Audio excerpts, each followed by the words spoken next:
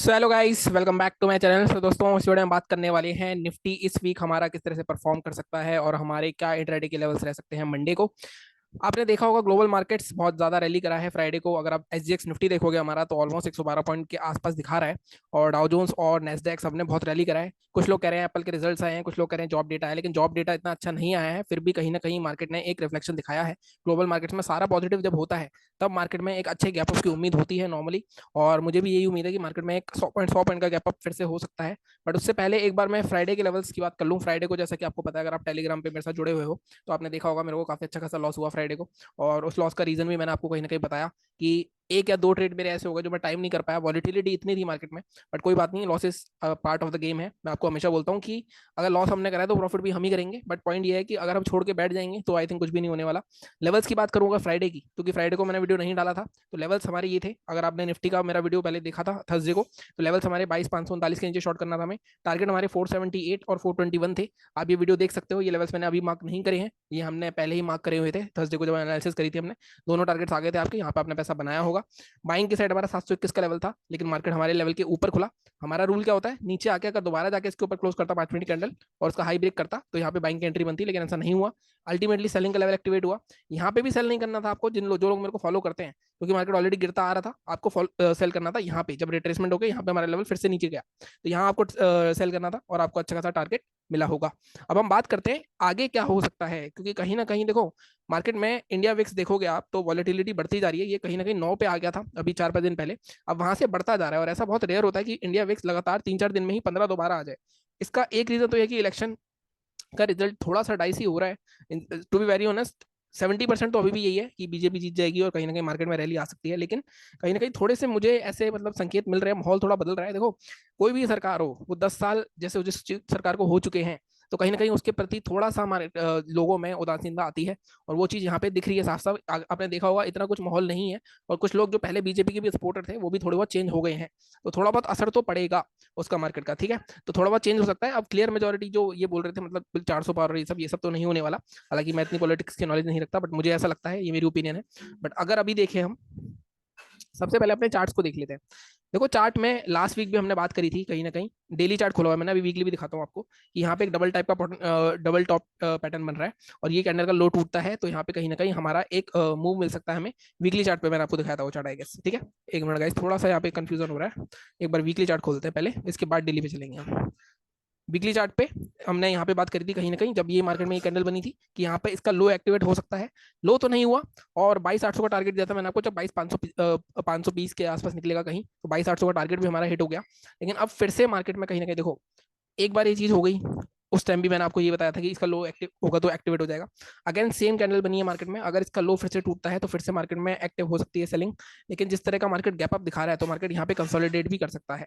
जिस भी दिन अब इस कैंडल का वीकली, ये जो वीकली लो है हमारा, इस वीकली लो क्या है हमारा, 22,348, 22,350 अब जब भी टूटेगा तो मार्केट में फिर से हम 22,000 तक के जोन देख सकते हैं।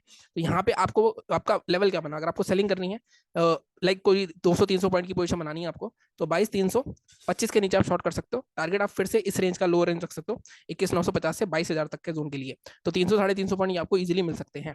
अगर बाइंग की अगर आपको पोजीशन बनानी है तो जब तक बाइंग आपकी इस जोन के ऊपर नहीं निकलेगी 22,820, 825 के ऊपर, अब तब तक बाइंग के लिए मत सोचो। या एक 550 का बीच में हर्डल आएगा, वैसे तो 550 के ऊपर भी बना सकते हो। बट मैं आपको बोलूंगा थोड़ा सा सेफ चलते हैं, इलेक्शन का टाइम हो सकता है मार्केट, और ध्यान से देखो मार्केट इसी रेंज में घूमे जा रहा है काफी हफ्ते से, तो थोड़ा सा डाइसी हो रहा है मार्केट, ठीक है। डेली चार्ट में अगर सिंक करें इसको, अभी मैं इंटरडे लेवल्स की भी बात करता हूँ, पहले मैं थोड़ा एक ओवरव्यू ले लूँ। डेली चार्ट में भी बात देखोगे मार्केट में एक, अब देखो यहाँ पे मार्केट सिर्फ इस चैनल में ही काम करे जा रहा है, बार बार बार बार मार्केट को तोड़ने की कोशिश करता है। अगर आप ध्यान यहाँ पे देखो, बार बार मार्केट चैनल के आसपास आता है, ब्रेक करता भी है, लेकिन कहीं ना कहीं पीछे सपोर्ट पे रुक जाता है। अब दोबारा से मार्केट फिर से यहाँ जा सकता है, वैसे तो 22,950 फिर यहाँ से गिर सकता है। बट पॉइंट इज, जिस तरह की कैंडल डेली चार्ट पे बनी है, अगर आप यहाँ पे देखोगे तो ये कैंडल एक इंगल्फिंग पैटर्न भी बना हुआ है मार्केट में, जिसने पीछे 2-3 कैंडल को इंगल्फ कर लिया है। जैसे मैंने कहा, जब 22,350 टूटेगा, 320 टूटेगा, तो इजीली हमें 21,950 तक का टारगेट मिल सकता है, जो पोजिशनल लेवल के बनाना चाहते हैं। 300 पॉइंट आपको इजीली मिल सकते हैं, 300-350 पॉइंट ये, ठीक है। तो ये हो गया बाइंग, मैंने आपको बता दी। अब बात चलते हैं हम सीधे हम 15 मिनट के चार्ट पे, और वहां देख लेते हैं कि इंट्राडे में क्या हो सकता है। अगर मैं 15 मिनट का चार्ट खोलूँ अब, देखो इंट्राडे में अभी सीधा सीधा हमें दिख रहा है कि मार्केट एक अपने सपोर्ट जोन के आसपास यहाँ पे होल्ड कर चुका है। ये वही सपोर्ट है जो मैं आपको बता रहा था। मार्केट यहाँ पे कितनी बार टेस्ट कर, अब थोड़ा वीक हो चुका है लेवल। क्यों वीक क्यों हुआ है, 1 2 3 4 ऑलमोस्ट 5वीं बार यहाँ पे आया है। अब यहाँ पे अगर आप फिबोनाची भी लगाओगे, अगर आप फिबोनाची लगा के देखोगे तो ऑलमोस्ट मार्केट 38.2% के आसपास है।